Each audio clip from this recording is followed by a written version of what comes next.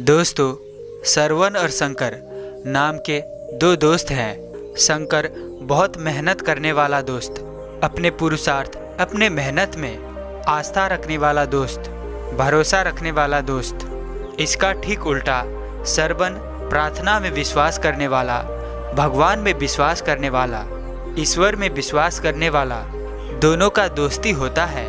और वह दोनों किसान के बेटे होने के कारण वह नया प्रकार के, नया प्रजाति के फल फूल लगाने की योजना बनाते हैं। क्योंकि परंपरागत रूप से पुराने ढंग से खेती करा तो जितना किया उतना ही वापस आते, उससे ज़्यादा उपलब्ध नहीं होते। नया किया, नया तरीके से किए, रोचक भी होगा और पैसा भी ज़्यादा आएगा। इसीलिए दोनों काम के लिए तैयारी किया, मेहनत किया, मर मर कर काम किया। लेकिन एक दोस्त श्रवण, जो कि काम कम और प्रार्थना ज़्यादा किया करता, भगवान को बहुत आह्वान करने वाला निकला। तर आश्चर्य की बात, उनका उत्पादन, फल फूल का उत्पादन अचानक से ही बहुत हुआ। दोनों बहुत खुश हुए, लेकिन वही खुशी के साथ साथ एक विवाद भी उत्पन्न होता है। एक ने मेहनत किया, दूसरे ने प्रार्थना किया।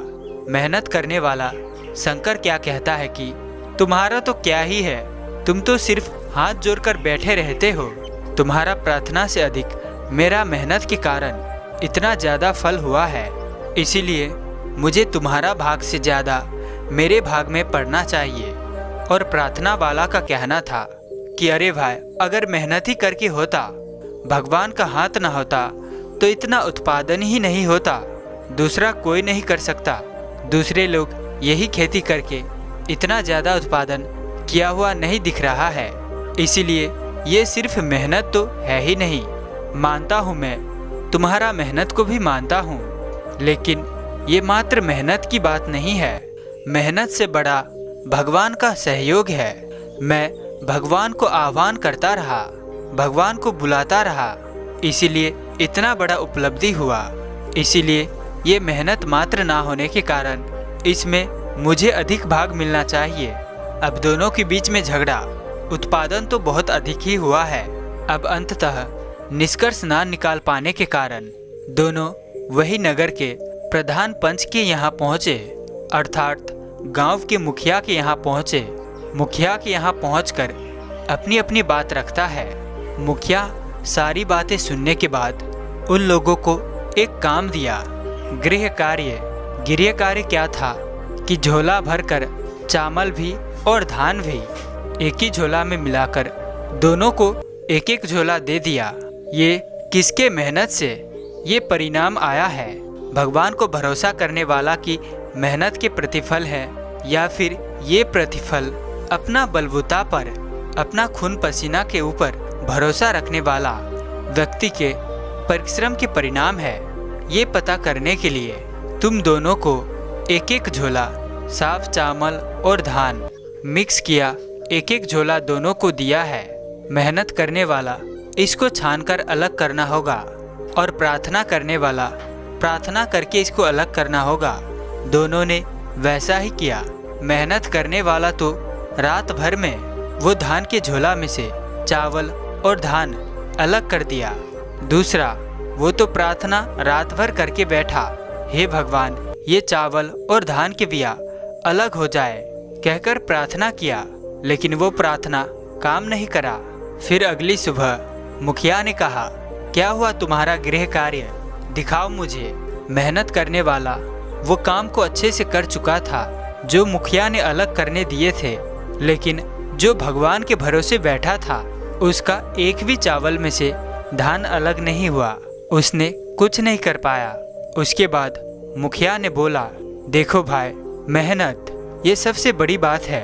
ये तुम लोगों की बस की बात है। भगवान मदद उसको करता है जो खुद को मदद करता है। जो खुद पर भरोसा करता है उसको ही भगवान सहयोग करता है, मदद करता है।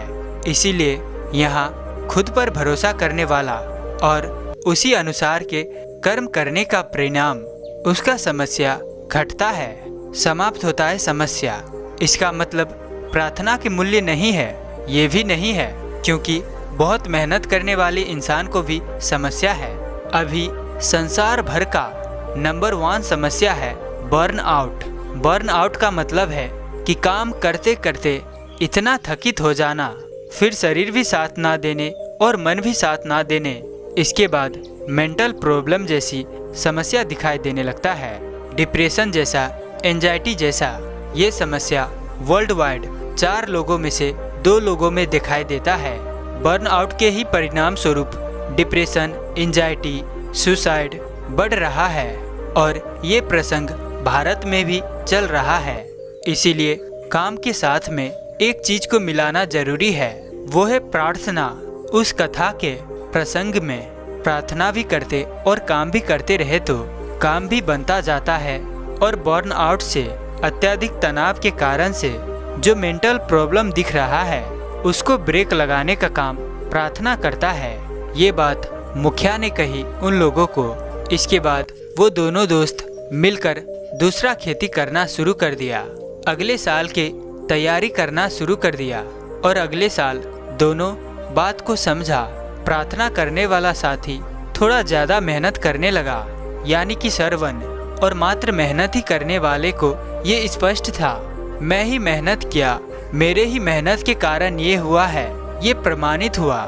लेकिन ये मेहनत के कारण से मुझे रात भर नींद नहीं आता, साइकोलॉजिकली इतना कष्ट होता है, इसके बावजूद भी मैं करता रहा। इस कारण मुझे प्रार्थना करने की जरूरत है। वो इस बात को समझा। वो थोड़ा समय खुद को या परमात्मा को देना पड़ता है, ये बात वो समझा। और दूसरा क्या सीखा कि मैंने मात्र प्रार्थना ही बहुत किया। बहुत प्रार्थना करने से काम नहीं बनने वाला होता है। चावल और धान प्रार्थना से ही अलग नहीं हुआ, इसीलिए मुझे प्रार्थना के साथ साथ में मेहनत भी करना पड़ेगा। ये बात उन्होंने जानी और दोनों मिलकर फिर से खेती किया। तो इस बार भी दोनों ने अगले बार के उत्पादन की रिकॉर्ड ब्रेक तोड़ दिया। लेकिन दोनों इस बात को समझकर मेहनत किया तो इस बार का फल दुगना हुआ, क्योंकि अब दोनों का जीवन बैलेंस में गया। सिर्फ मेहनत ही करने वाला व्यक्ति अपने में प्रार्थना भी जोड़ा और साधना प्रार्थना ही करने वाला व्यक्ति खुद में मेहनत भी जोड़ा। इसके बाद वो लोग बहुत खुश हुए, बहुत बैलेंस हुए। हमारा विद्यमान संसार में मेहनत करने वाले इंसान के बारे में थोड़ा समझते हैं। शाहरुख खान की एक इंटरव्यू में उसने एक बात कहा था, भाई मैं तो 5 घंटा सिर्फ सोता हूँ। यदि तुझे सफल होना है तो आराम छोड़ दे आराम। आराम करने वाला इंसान सफलता हासिल करता ही नहीं है। रिलैक्स, चिल होकर बिंदास बैठने वाला इंसान सफलता हासिल करता ही नहीं है। मुझे देखो, मैं कोई भी चीज़ में इंटरेस्ट नहीं लिया है।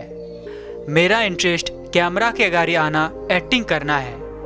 इसीलिए मैं जितना मिलता है फिल्म करता हूँ। मैं कोई भी आराम नहीं करता, कभी भी आराम नहीं करता।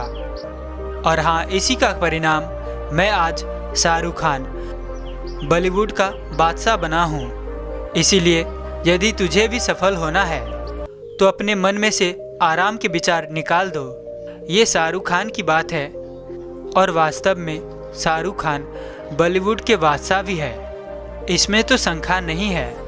लेकिन शाहरुख खान के ये सफलता के पीछे, इतना बनाने के पीछे भी, इन सब के बावजूद भी उनसे क्या चूक हो गया बहुत लोगों को पता नहीं है। तो शाहरुख खान के मामला में वो दिन के इतना सिगरेट पीना पड़ता है, इतना कॉफ़ी पीना पड़ता है।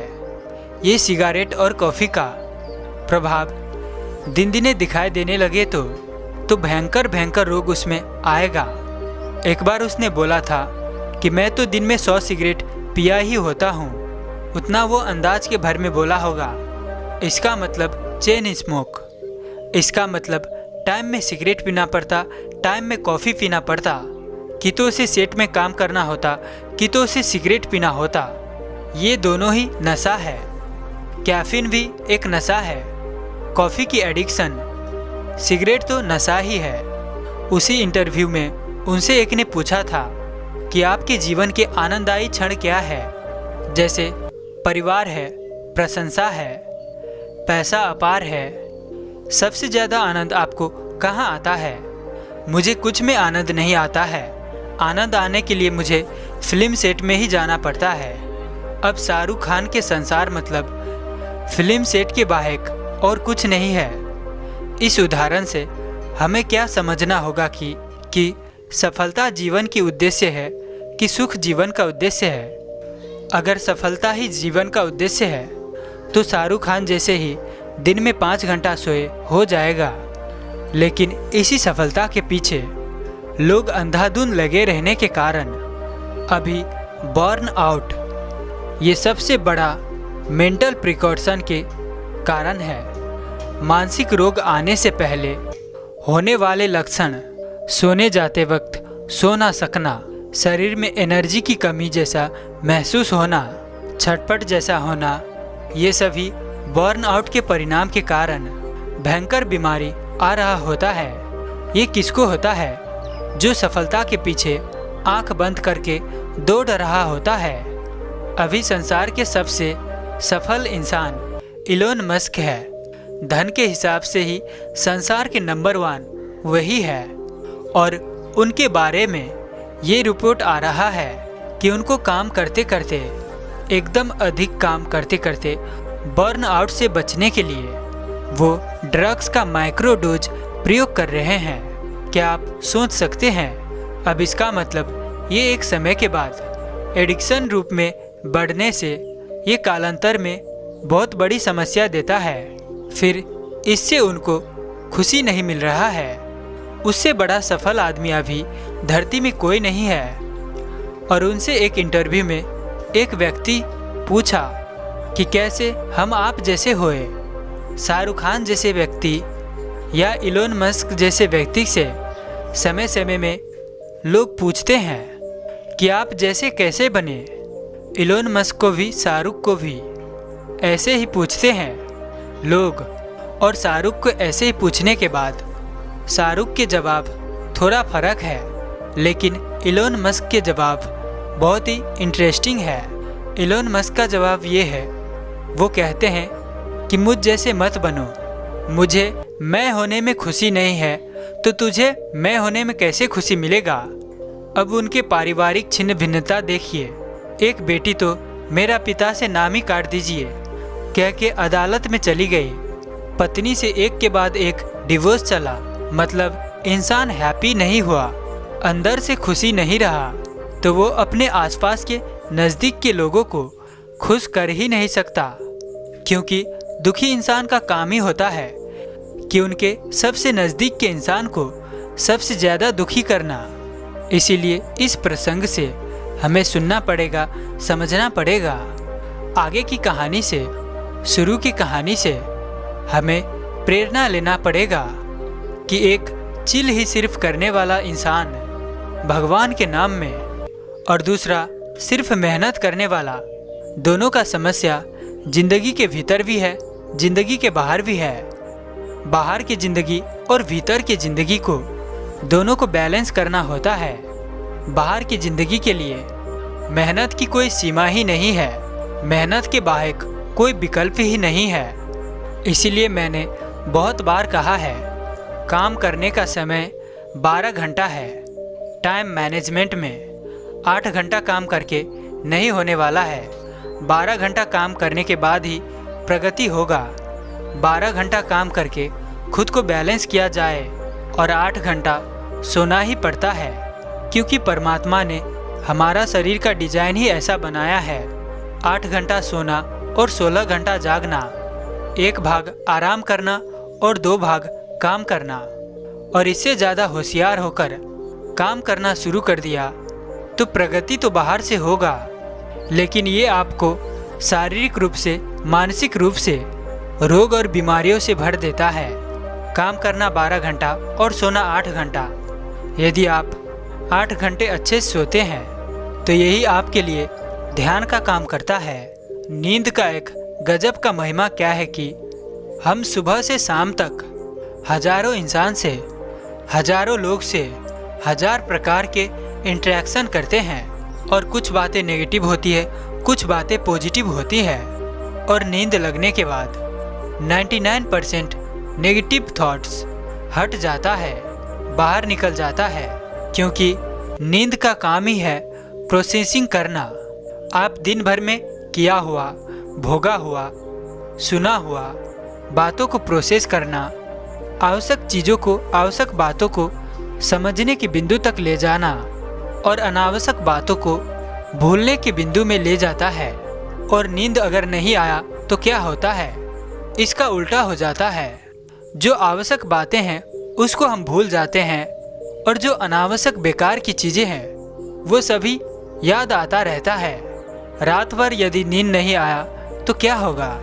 बेकार की बातें, अनावश्यक चीज़ें सभी स्मरण में आती है और आवश्यक बातें हम भूल जाते हैं। इसीलिए मस्त से सोना ध्यान क्यों है? सोने के बाद आपके मन में जितने नकारात्मक विचार हैं वो अलग हो जाता है, फिल्टर हो जाता है और आवश्यक चीज़ ही आपके दिमाग में स्मरण रहता है।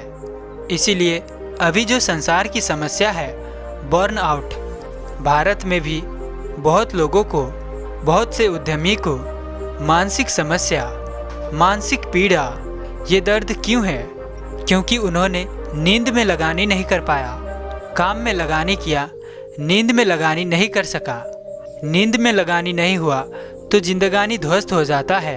प्राकृतिक रूप से ही परमात्मा ने दिया हुआ डिजाइन क्या है? जब हम मस्त से सोते हैं, अच्छी नींद लेते हैं, नेगेटिव चीज़ों को, नेगेटिव बातों को फिल्टर आउट करके बाहर निकाल देता है और पॉजिटिव हार्मोन हमारे दिमाग में बढ़ता है और हम इससे खुशी और शांति अनुभव करते हैं। इसीलिए मैं टाइम मैनेजमेंट की बात करूं तो 24 घंटे में 8 घंटा सोना, 12 घंटा काम को देना और 2 घंटा परिवार को देना। क्योंकि परिवार को समय नहीं दिया तो जिसको टाइम दोगे वो परिवार बन जाएगा। संतान गलत रास्ते में जाना, इसका मुख्य कारण भी यही होता है कि माता पिता ने अपने बच्चों पर समय नहीं दिया, गलत लोगों को टाइम देता है तो उसके बाद वो भटकने लगता है, बिगड़ जाता है। ये हुआ परिवार की बात। और फाइनली टाइम मैनेजमेंट में खुद को सुबह उठने के साथ ही अपने आप को 2 घंटा समय नहीं दिया तो ये बर्नआउट से, मेंटल पीड़ा से, दर्द से, मानसिक दर्द से इंसान को बचा ही नहीं सकते हैं। और यही कारण से अमेरिका जैसे विकसित देशों में भी क्राइम कम नहीं हुआ, ड्रग एडिक्ट कम नहीं हुआ, मांग कर खाने वाले भी कम नहीं हुआ और पागल होने वाले, मेंटल प्रॉब्लम से ग्रसित भी कम नहीं हुआ। क्योंकि लाइफ कभी भी कहीं भी उन लोगों का बैलेंस नहीं दिख रहा है, आध्यात्मिक रूप से भी और सांसारिक रूप से भी।